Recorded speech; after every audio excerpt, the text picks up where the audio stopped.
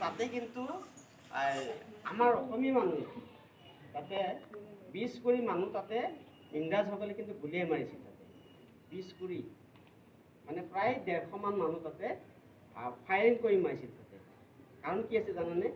যিবিলাক ইংৰাজ ব্যক্তিসকল আছিল সেই ব্যক্তিসকলে আমাৰ ভাৰতীয়মূলক ব্যক্তিসকলক কি কৰিছিল শোষণ কৰিছিল কেনেকুৱা ধৰণৰ শোষণ যেনে চিপাঝাৰত তেওঁলোকে প্ৰটেষ্ট কৰিছিল কাৰণটো হ'ল খাজনা যিটো আছিল মাটিৰ খাজনাটো অতি মাত্ৰা বঢ়াই দিছিল টেক্সটো বেছিকৈ লৈছিল আৰু যিবিলাক পাব লগা আছিল সেই বস্তুবিলাক নিদি ব্ৰিটিছে লৈ লয় সেইকাৰণে মানুহবিলাকে যেতিয়া লাহে লাহে ওলাই আহিছিল ব্ৰিটিছে কিন্তু এইবিলাক দমন কৰিব বিচাৰিছিল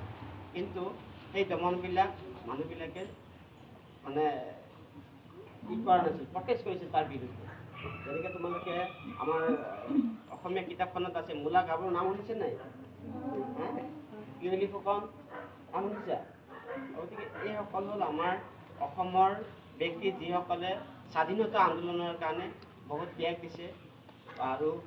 তেওঁলোকৰ কাৰণে আজি ভাৰতখন স্বাধীনতা পাবলৈ সক্ষম হৈছে গতিকে আজি এই উপন্যাসখনত সেই ব্যক্তিসকলক আমি শ্ৰৱণ কৰিছোঁ আৰু শ্ৰদ্ধাঞ্জলি জ্ঞাপন কৰিছোঁ গতিকে আজিৰ পবিত্ৰ দিনত তোমালোকে সকলোৱে সংকল্প লোৱা